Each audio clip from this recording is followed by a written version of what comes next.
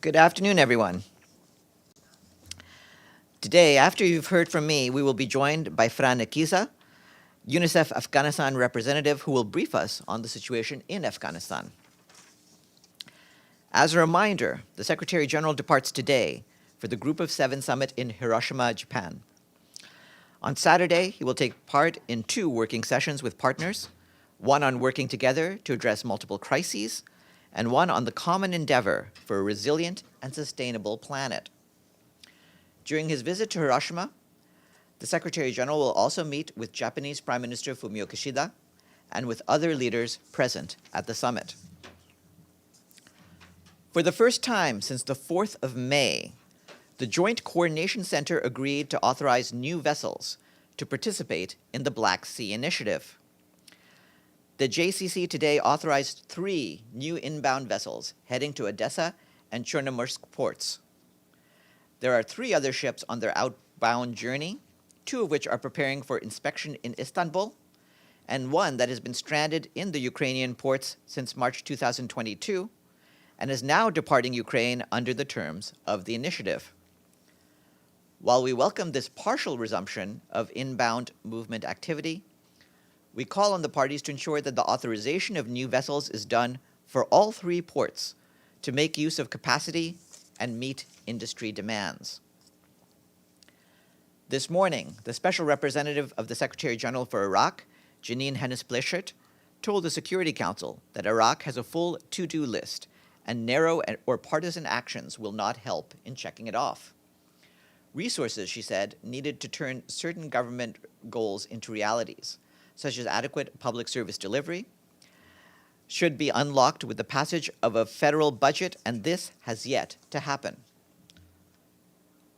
Also, she underscored the importance of the timely organization of the long-awaited provincial council elections, announced for no later than 20th of December this year. Her full remarks were shared with you. We have an update from the Democratic Republic of the Congo. Over the last few days, MONUSCO, the UN mission there, responded to alerts of the presence of Codeco members in several villages of Jugu territory in Ituri province. UN peacekeepers immediately deployed to the areas, prompting the assailants to flee the scene. In the meantime, peacekeepers are engaging with communities around Jugu, notably internally displaced persons and youth leaders, as part of efforts to strengthen protection and early warning mechanisms. On a separate development, MONUSCO launched a joint assessment and engagement mission to Bweremana, close to the town of Sake in North Kivu province, in the context of population displacement caused by M23 activities in Masisi territory. Peacekeepers met with civilians and local leaders to better understand their needs and protection concerns. Meanwhile, yesterday, the special representative of the Secretary General, Bintou Keita, traveled to Kalehe territory in South Kivu province to see firsthand the damage caused by recent torrential rain and heavy flooding. She expressed her condolences and solidarity with the government and the affected populations. More than 450 people died in the floods, and many more are missing, according to official estimates. In Sudan, we continue to scale up deliveries of life-saving assistance to those in need. The World Food Programme says it has now reached more than 300,000 people since restarting emergency distributions in Sudan 2 weeks ago. The agency has provided more than 6,500 tons of food to people in several states, including Gedaref, Kassala, White Nile, North Darfur, East Darfur, and Aj Jazeera. In North Darfur, more than 130,000 internally displaced people have received emergency food rations. A WFP vessel carrying more than 30,000 tons of food assistance today docked in Port Sudan. So far, 2 cargo planes from the UN Humanitarian Air Service have arrived in Port Sudan, carrying critical supplies for UN agencies and other partners. For its part, the UN Population Fund says reproductive health supplies will be distributed to hospitals and health facilities across Sudan, including in the capital, Khartoum, and the states of Al Jazeera, Red Sea, White Nile, South Darfur, West Darfur, Central Darfur, and South Kordofan. The supplies are sufficient to support more than 11,000 safe births, more than 2,000 cesarean sections, and the treatment of more than 5,800 reproductive health emergencies. On Somalia, we have an update from our humanitarian colleagues who have stepped up assistance after massive flooding left a trail of destruction across the country. The World Food Programme is distributing 90 tons of high-energy biscuits in isolated flood-affected areas and cash assistance to more than 62,000 people in Beledweyne, one of the most impacted districts. Partners are assessing needs and at the same time have started providing clean water to 60,000 people for a month. Humanitarian colleagues tell us that the water levels are still high, so it is difficult to reach all the impacted men, women, and children. WFP is planning to airdrop food to people who are still stranded in isolated villages. We need to reach more people, and we will need more funding and capacities in the coming days. And we have an update on the response to Cyclone Mocha in Myanmar, where a massive cleanup effort is underway. In many parts of Rakhine State and the northwest, electricity and telecommunication services are still down. Critical supplies, including fuel and clean water, are urgently needed. Negotiations for humanitarian access are ongoing with all relevant stakeholders. Meanwhile, our partners continue their field observations across Rakhine State and are ready to start coordinated field missions once approval is granted. In parts of Rakhine State where there were pre-existing approvals and operations, humanitarian workers have provided some initial support to all affected communities, including both the Rakhine and Rohingya populations.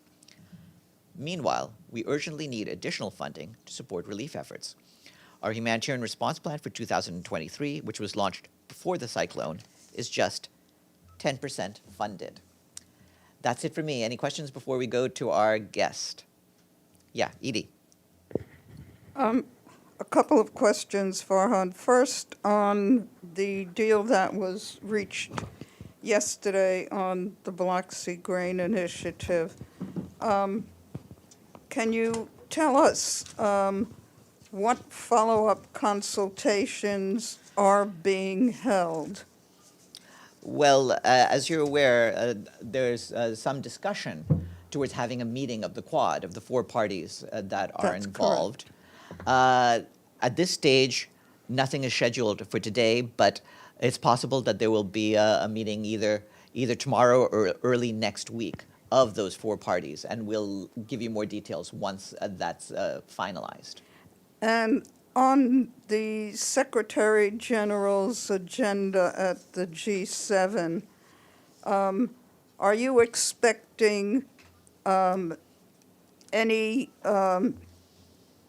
specific talks on Ukraine and support and movement toward possible discussions on an end to the war? The sessions that the Secretary General will be attending are not ones that concern Ukraine. These are about a resilient and sustainable planet and how countries can best work together to deal with multiple crises.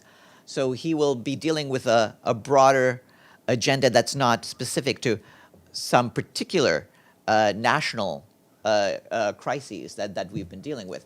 I would, however, expect that Ukraine will come up in his various discussions, and will provide you details of his travel and his meetings as they take place. Evelyn. Thank you, Farhan. Do you have any more details on Darfur? Is it the so-called Janjaweed that is causing the havoc, or are they all too busy under the general in Khartoum?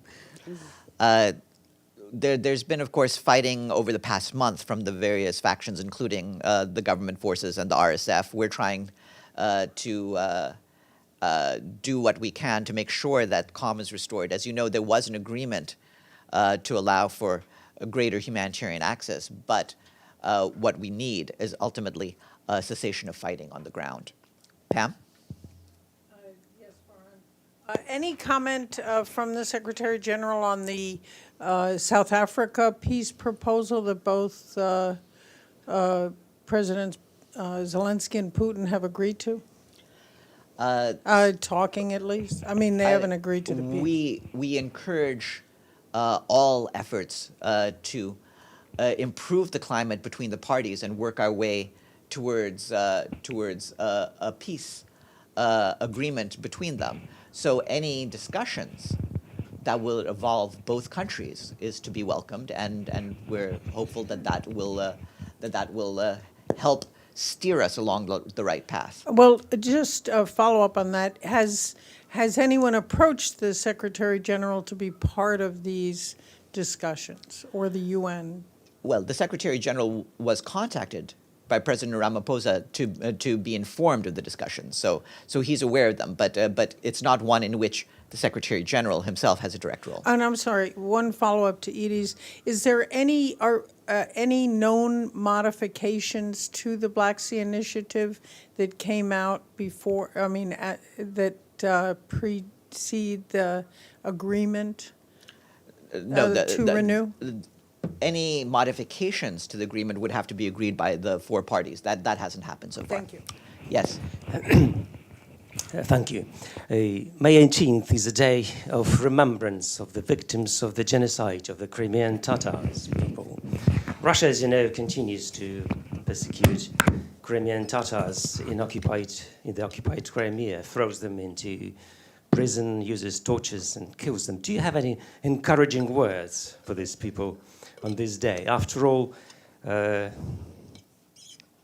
they should sound not only from the Ukrainian army, but also from the UN. The only thing I would really have to say is, of course, we stand with all of the communities in Ukraine and hope that the rights of all people, including all of the various groups in the country, will be respected. Yes, Alan. Thank you, Farhan. I have two questions, please. The first one is the follow-up on Edie's question. You've said that tomorrow or the next week the meeting on the grain deal should be held. So what's the level of this meeting? That's still to be determined. It's possible it will be at a senior level, but we're working on the various arrangements. I see. And the second question is, looks like the Ukrainian high-ranking officials continue to pose physical threats to Russian representatives. Mikhail Podolyak, advisor to the president's office, said the following stuff, quote, yes, the representatives of the Russian Federation, a state of serial killers, will undoubtedly pay all their debts. Yes, Ukraine will get each and every one of you, whether legally or physically, end quote.